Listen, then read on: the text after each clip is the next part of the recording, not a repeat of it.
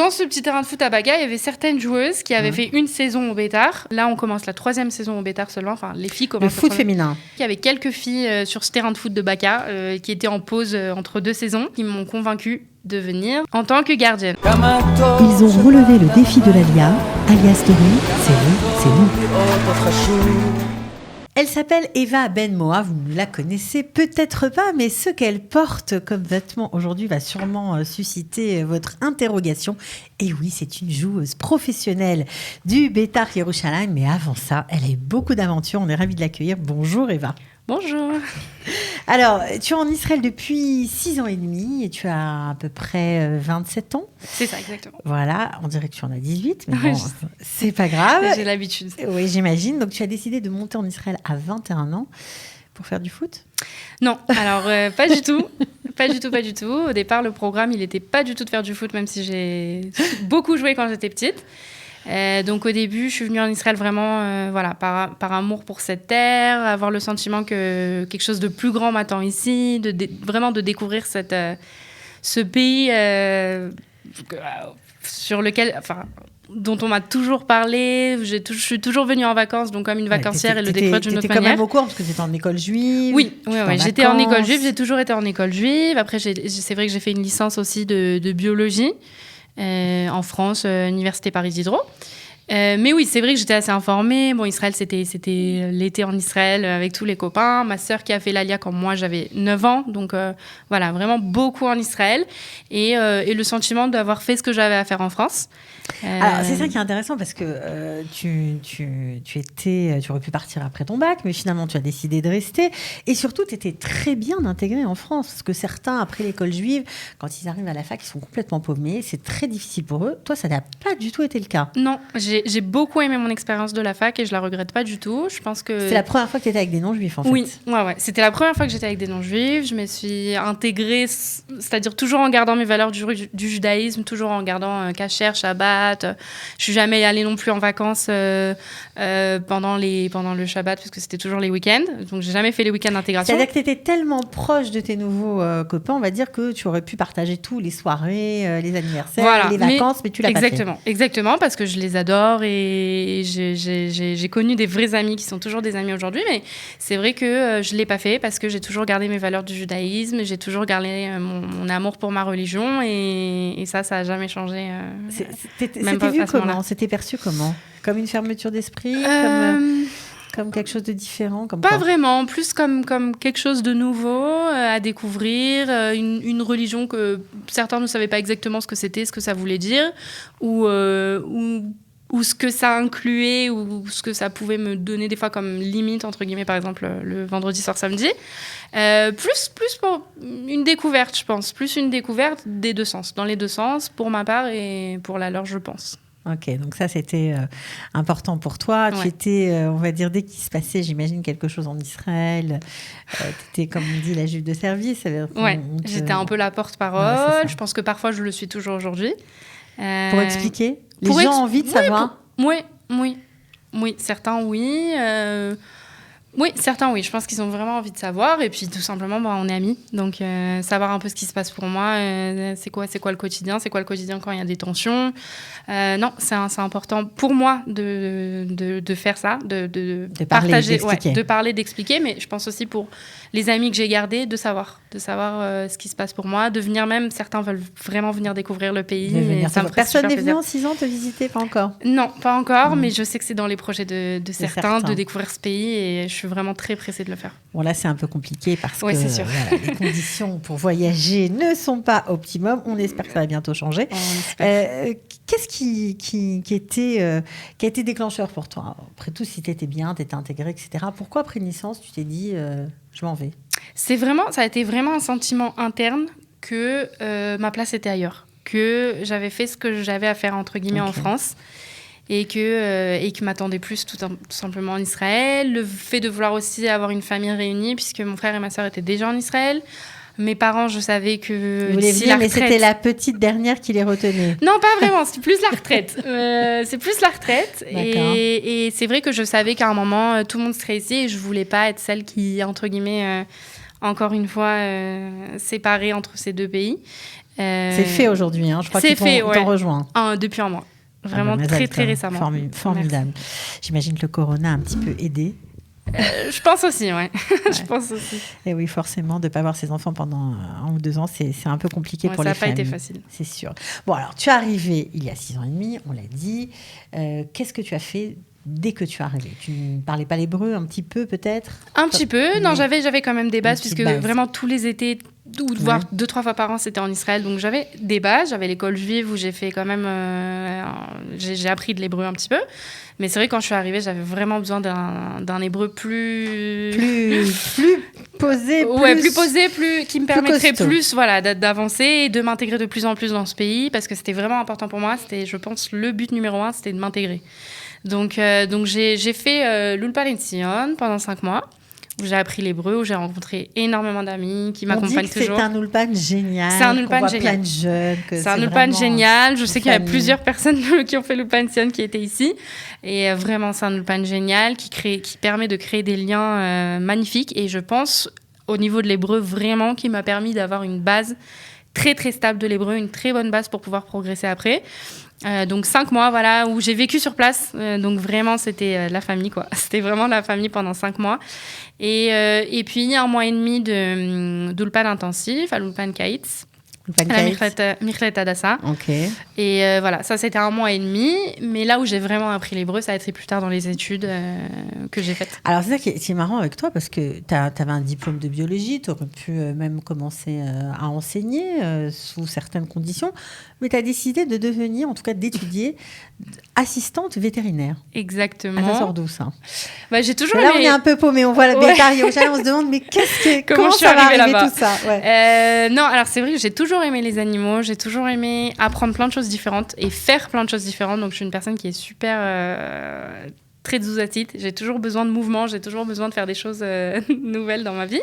Et c'est vrai que j'ai beaucoup aimé. Après une licence de biologie, je savais qu'il fallait que je continue quelque part. Bon, je me suis dit, c'est 1 an, c'est un cours. Ce sera rapide et c'est quelque chose que j'aime. Pourquoi pas vérifier? Donc, j'ai étudié pendant 1 an. J'ai travaillé dans le domaine pendant 1 an aussi, donc en clinique vétérinaire.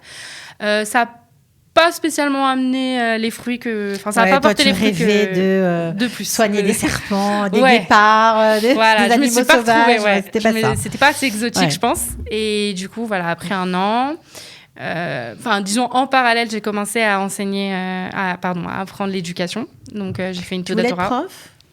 Tu pensais, tu t'es dit que c'était J'y pas ai mal déjà pour pensé. toi? Ouais, j'y ai pensé. Je me suis dit pourquoi pas. C'est vrai que j'ai toujours été dans l'accompagnement de jeunes, que ce soit dans les mouvements de jeunesse.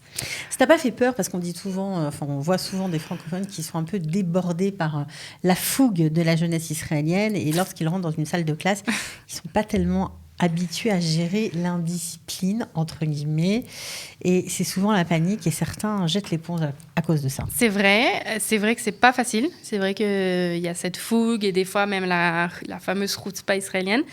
Mais la limite de l'insolence. Ouais, à la limite de l'insolence. C'est vrai que je pense que la relation que j'ai avec eux, moi personnellement j'ai une relation assez proche avec mes élèves, donc depuis j'ai fini les études et je suis prof depuis prof 4 dans ans. Un lycée très prestigieux de Jérusalem, on va le préciser, au lycée Boyer, voilà, il y a seulement la crème de la crème qui rentre, non, mais c'est vrai. Donc c'est vrai qu'il y a aussi beaucoup de bons élèves, donc ça aide. C'est vrai qu'en général les élèves qui arrivent là-bas, c'est vraiment des bons élèves. Ils sont triés sur le volet. Oui, déjà, et qui viennent parce que c'est Boyer et parce qu'il y a un bon niveau. Il y a aussi un internat, donc il y a des élèves qui viennent de la périphérie. Mais c'est vrai que ma relation assez proche avec mes élèves, qui est une relation de confiance et qui est une relation de respect Hadadi, mutuel, c'est vrai que je pense que c'est sur ça que je base mon respect, sur le fait qu'ils me respectent en tant que personne, hormis la prof que je suis, qui fait que quand même je gère assez bien mes classes. Ça a été facile de rentrer Non. Ça. Non, ça n'a pas été du tout facile. C'est vrai que pendant mes études, j'ai eu une classe. Et donc, ce qui était assez marrant, c'est que c'était une classe de 4e que j'ai retrouvée après en seconde. À Boyer? Ouais, à Boyer. J'ai commencé à Boyer en tant que vraiment... Stagiaire, quoi. Mini-stagiaire, ouais. Une classe pour vraiment me faire un peu la main. Et c'est vrai que ça n'a pas été facile, mais rapidement, j'ai vu ce contact, j'ai vu ce vrai respect, quoi. Ce vrai contact, cette manière... Ce respect pour la connaissance? Pas que, aussi la confiance qu'ils m'ont accordée. Parfois, certains élèves qui pouvaient me raconter des choses bien au-delà d'une salle de classe. Et c'est vrai que j'ai eu le sentiment de donner quelque chose. J'ai eu le sentiment d'apporter quelque chose. C'est ça que tu étais venue chercher. Ouais, je pense que peut-être inconsciemment, c'est ça que j'étais venue chercher. Ouais, de donner quelque chose peut-être à la future, aux futurs Israéliens de demain qui vont peut-être construire des entreprises, enfin vraiment monter des entreprises. Ils peuvent vraiment arriver loin. Donc je pense, j'ai l'impression de faire cette petite pierre, de leur donner ce petit push. Ce petit push, ouais, qui des fois ils ont besoin. Et ça c'est gratifiant pour toi. Oui, c'est vrai que je reçois. C'est-à-dire, je reçois en donnant. J'ai l'impression de recevoir en donnant, d'avoir le sentiment de donner, de peut-être redonner confiance à certains élèves, et ça me donne beaucoup en retour. Bon, alors ça, on va dire que c'est le côté professionnel de la chose, mais un beau jour, n'est-ce pas, parce qu'en Israël, il nous arrive toujours à tous de nombreuses aventures différentes. Et alors toi, Eva, tu regardais par la fenêtre de chez toi, tout simplement, et il y avait un stade de foot. J'imagine que tu l'avais déjà vu, ce stade de foot, quand tu as emménagé. Et puis, Corona oblige, tu t'es dit, un beau jour, il y a des filles qui jouent, ma parole. Ouais. Je rêve, je vais descendre jouer au foot avec elles. Voilà, j'étais assez surprise. J'ai toujours joué, depuis petite, j'ai toujours joué. Avec des garçons, forcément. Avec des garçons. J'ai même continué à jouer après 1 fois par semaine avec des garçons, encore une fois, ici en Israël, mais voilà. Et là, j'ai vu qu'il y avait des filles. Et c'est vrai que j'ai été surprise.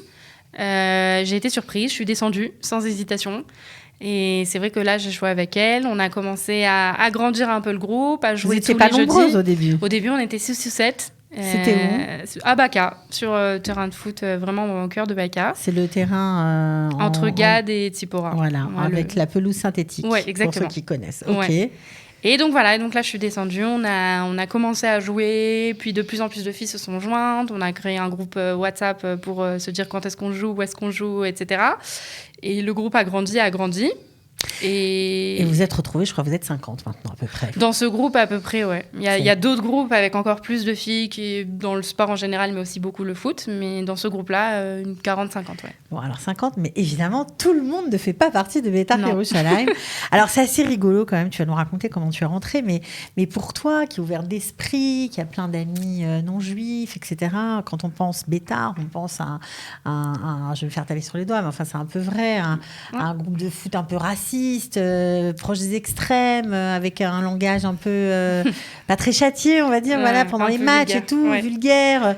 Ça t'a pas fait un peu peur tout ça ? Alors au début j'y ai pas du tout pensé. J'ai pensé vraiment au côté du foot sans savoir ce qui m'attendait et j'ai été très agréablement surprise, je vais en parler, mais c'est vrai qu'au début j'ai vraiment pensé au niveau professionnel, ça peut me donner ça va me donner un plus, je vais apprendre des choses, je vais me dépenser, je vais avoir un cadre de vie sain, l'obligation entre guillemets de faire du sport 3 fois par semaine, donc 3 entraînements intensifs, 3 soirs par semaine. Et donc au début, et tout ça a commencé dans ce petit terrain de foot à Baka. Alors dans ce petit terrain de foot à Baka, il y avait certaines joueuses qui avaient fait une saison au Beitar, donc ça fait vraiment, là on commence la 3e saison au Beitar seulement, enfin les filles commencent. Le foot féminin.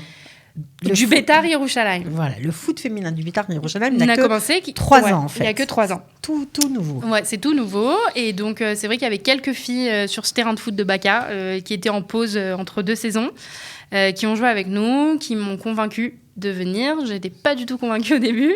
Et puis, je me suis dit, je vais donner une chance. Bon, en tant que gardienne. En tant que gardienne, ouais. J'ai toujours été gardienne et je suis toujours. Tu arrêtes les buts. J'essaye. J'essaye d'arrêter les buts. Donc, tu les as rejoints. Je les ai rejoints, j'ai passé les sélections, j'ai été prise. Au début, sans exactement savoir quelle serait... Je savais que je serais gardienne. Je ne savais pas si je serais gardienne ouvrante, c'est-à-dire la première. Bien sûr, tu n'es pas rémunérée, évidemment. Non, on n'est pas rémunéré. Non, on n'est pas rémunéré. On vous paye les tenues, tout ça, ou même pas ? On nous donne les tenues quand même, on nous donne les sacs, on nous donne des manteaux, les tenues d'hiver, les bus. Mais sinon, c'est tout.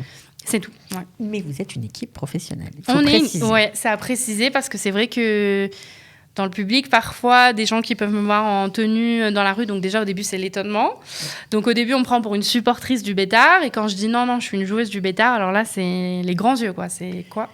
Alors pour toi, Eva, qui rêvait de t'intégrer, est-ce que c'est la porte vers une intégration Granger ?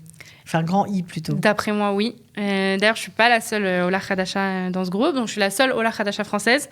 Mais on avait une Ola Khadasha d'Argentine, des États-Unis, d'Angleterre. Enfin, vraiment, on a pas mal d'Ola Khadashot et pas mal d'Israéliennes. Certaines plus jeunes, certaines plus âgées. Vraiment, c'est super diversifié. Et des religieuses. Des mères de famille. Ouais, des mères de famille de la quarantaine. Ouais, de la quarantaine, des plus jeunes de 15-16 ans. Et quoi, les 40 ans et les 16 ans jouent ensemble? C'est vraiment ça dans notre groupe féminin. Vraiment, c'est ça. C'est l'unité, c'est l'une avec l'autre et c'est toujours se pousser vers le haut, ne jamais se crier l'une sur l'autre et toujours vraiment plus haut, quoi. Encore donc, plus haut. De toutes les origines, des religieuses, des laïcs. Oui.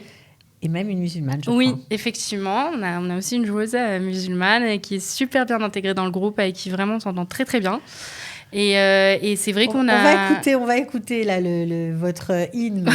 On va revoir ça parce que ça vaut le coup. Franchement, vous êtes trop mignonne.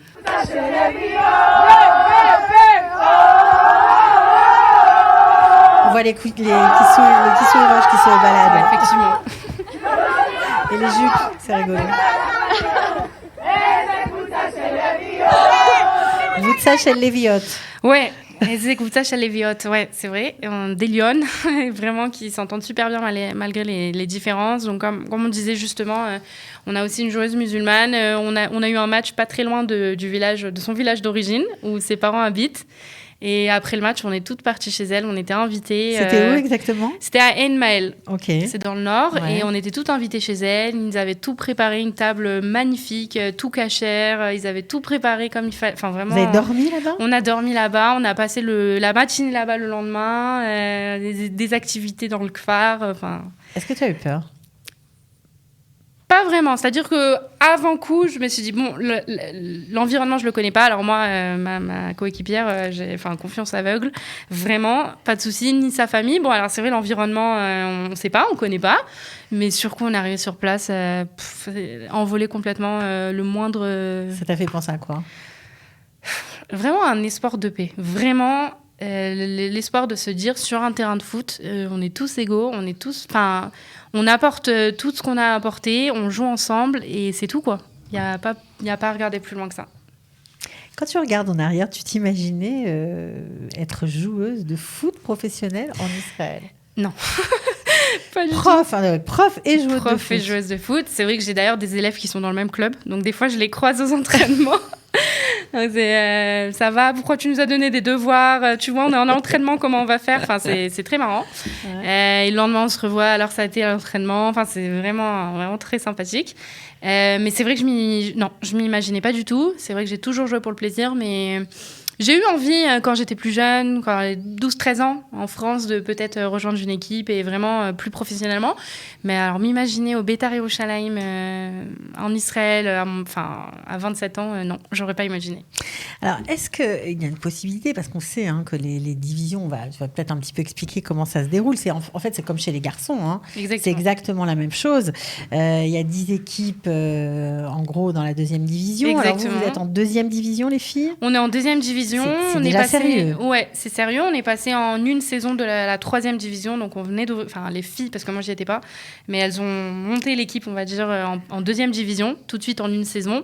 Là, on joue pour la deuxième année consécutive en deuxième division. C'est sérieux. Vous pouvez passer en première, vous auriez pu même. On aurait pu, ouais. On aurait pu cette saison. Bon, ça s'est pas fait, mais on aurait pu.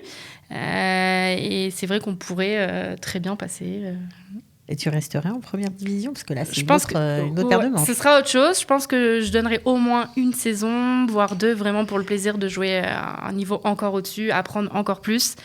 Et essayer de me frotter à des filles qui sont... Il y a vraiment des filles... Ouais, balèzes. Ouais. Faut les voir jouer, vraiment. Elles n'ont rien à envier aux garçons, d'après moi. Vraiment. Est-ce qu'il y a de la misogynie malheureusement, j'imagine, oui. Dans ce club ou dans ce sport? C'est vrai que déjà, je vais être honnête, les ultras du Beitar, je pense pas malheureusement qu'ils fassent très attention à notre groupe.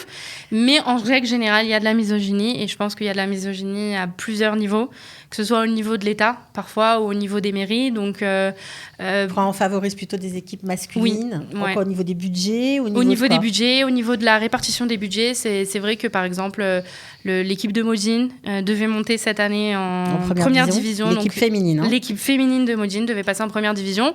De l'autre côté, on a l'équipe masculine de Modine qui est en 4e division. Et à la répartition des budgets... on a misé sur la 4e division masculine, pas donné assez de budget à la première division féminine, qui n'a pas pu monter en première division. Non, donc ils restent en 2e et eux, les autres sont montés en 3e, c'est ça? Non, ils sont en 4e. Ils sont en 4e, on leur donne quand même plus de budget. Ah, donc c'est assez énervant. Donc que ce soit au niveau, par exemple, l'année dernière, il y a toujours le corona, mais l'année dernière en 3e, c'est guerre. Les hommes ont pu, tous les hommes de tout le pays, ont pu retourner s'entraîner. Je parle des adultes. Pas les enfants, mais les hommes ont pu retourner à s'entraîner. Et nous, pour retourner à s'entraîner, on a dû se battre. C'est-à-dire que c'était pas automatique. Les femmes, c'était pas autorisé. Non, au début, non. On a fait un combat pendant quelques jours. Femmes professionnelles, joueuses femmes professionnelles, on a dû faire un combat. Certaines filles du Bétard qui sont aussi dans l'association Zaza, qui essayent de faire bouger justement le sport féminin, elles se sont battues jusqu'à qu'on ait l'obtention qu'on ait continué notre saison. Ou que ce soit au niveau des arbitres. Les arbitres sur le terrain qui peuvent avoir vraiment des réflexions, mais d'un chauvinisme. Par exemple, sur une grosse faute où il doit y avoir un carton jaune, voire rouge, ne pas sortir le carton et dire non, mais c'est un match de filles, on sort pas les cartons, quoi. Et après, quand on fait une réflexion en retour... Il a pas peur, lui. Non, il n'a pas peur. Et c'est vrai que quand une de mes joueuses, après le match, lui a fait... et allé le voir, ça l'a vraiment énervé. Alors là, il s'est énervé sur sa réflexion du fait qu'il ait dit ça. Et il a voulu lui donner un carton rouge. Donc, elle lui a dit, mais je croyais que tu donnais pas de carton. Donc, vraiment, des fois, ça va un petit peu loin. Des fois, ça va un peu loin. Bon. Ouais. Alors, on sait qu'on va pas changer la face du monde, mais voilà, on en parle. Ça fait aussi partie du fait que tu sois sur ce plateau. Je voudrais peut-être penser à d'autres filles comme toi qui aiment le foot et qui n'ont jamais imaginé pouvoir rentrer dans une équipe comme celle du Bétard. Est-ce que vous recrutez? Est-ce qu'il y a de la place pour d'autres filles? Alors, déjà, on a toujours de la place pour des nouveaux talents. C'est vrai. Non, c'est vrai. Et je vais dire aussi qu'on essaye énormément, les filles du Bétard, de rencontrer des jeunes qui ont peut-être 10 ans, 11 ans, 12 ans, qui jouent au foot, jusqu'à un certain âge. Si je ne me trompe pas, c'est 12 ans, mais je suis plus sûre. Mais jusqu'à un certain âge, les filles peuvent jouer avec des équipes de garçons, et puis passé un certain âge, elles ne peuvent plus. Et certaines filles ne savent pas qu'il y a vraiment des cadres où on peut continuer. Même plus grandes. Même plus grandes, même à leur âge. Il y a des groupes de Néarotte, il y a un futur. Il y a un futur, et même les filles de mon âge, les femmes plus âgées, les femmes un peu plus jeunes. Il n'y a aucun souci, vraiment. Je peux donner ta page Facebook alors pour qu'on te contacte pour avoir des infos. Ce sera toujours plus simple de passer par quelqu'un dans sa langue, ce sera avec français. Plaisir. Alors, Eva Aben-Moha, ça veut dire, ça s'écrit M-O-H-A pour la deuxième partie de ton nom. Alors, on peut la contacter pour avoir des infos. On peut rêver de faire du foot professionnel, même si on est une fille. Qu'est-ce qu'on pourrait faire encore pour t'aider ? C'est vrai que je pense que quelque chose avec lequel on a du mal en tant que groupe féminin, c'est les sponsors. C'est avoir une vraie reconnaissance, avoir une vraie considération en tant que professionnels, et en tant que professionnels qui ont besoin aussi de moyens financiers. Pour faire quoi, par exemple ? Pour aller plus loin, pour peut-être même améliorer nos entraînements, peut-être avoir plus d'équipements, peut-être avoir, je sais pas moi, un entraîneur de gardienne. Acheter des filles. Non, on a un très bon entraîneur, mais peut-être avoir des filles qui viennent de la ligue d'au-dessus pour nous aider à monter des ligues. Enfin, vraiment, il y a énormément de choses à faire. Je pense que moi, les filles du groupe, on a une énorme motivation et un amour du foot qui a rien à envier à l'amour du foot des garçons. Et je pense que si on pouvait nous aider, même avec des moyens financiers ou même venir juste nous encourager, c'est bien venir nous voir, les matchs ils sont ouverts, on peut venir nous voir, on peut venir nous encourager, nous donner de la motivation de continuer ce qu'on fait. Et voilà. Alors vous jouez un peu partout ? On joue partout. On a eu un match à Eilat, on a eu des matchs dans le nord à Haïfa, à Bialik, dans le sud à Beersheva. Enfin, voilà, le mardi, sauf si c'est un match à la maison. Donc il y a un match à la maison contre une équipe, et puis le prochain match ce sera chez elle. Alors, donc voilà. Maintenant qu'on a tout raconté, qu'est-ce que tu as préféré dans va dire, non, c'est un peu difficile ce que je te pose comme question, mais qu'est-ce qui te donne le plus de joie dans tout ce que tu as fait depuis que tu es arrivée 6 ans? C'est pas beaucoup, hein. En même temps, tu as fait plein de choses, quoi. C'est vrai que bon, déjà, le Bétard, ça me donne énormément de joie, ça, c'est sûr. Mais hormis ça, c'est vrai que mon métier de prof me tient très à cœur.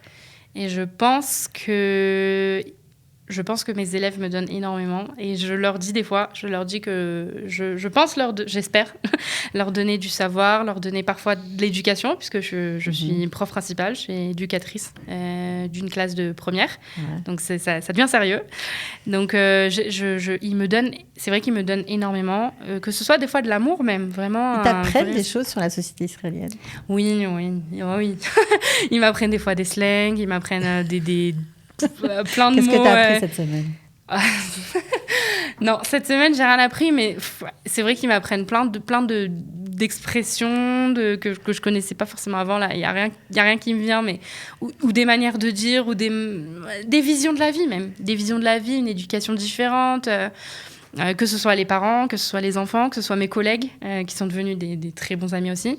Donc c'est vrai que mon métier de prof, c'est pour moi une vocation. C'est-à-dire que les deux en même temps, le Bétard et l'enseignement, c'est le bonheur, quoi. Ouais. Parce que tu es fière de toi. Parce que nous, on est fiers de toi, hein. Je te le dis tout de suite, au cas où tu auras un petit doute. Non, je suis fière de moi. Je pense que c'est difficile à dire. Non, mais il n'y a pas de mal, hein. Mais je pense que je suis assez fière du parcours que j'ai fait en 6 ans. Et si j'arrive à donner, que ce soit à mes élèves, une image d'une personne qui est à l'écoute ou qui peut vraiment être là, même pour les choses personnelles de la vie, ou que ce soit donner une image d'une femme qui peut être joueuse de foot professionnelle, gardienne de but et croire en ses rêves.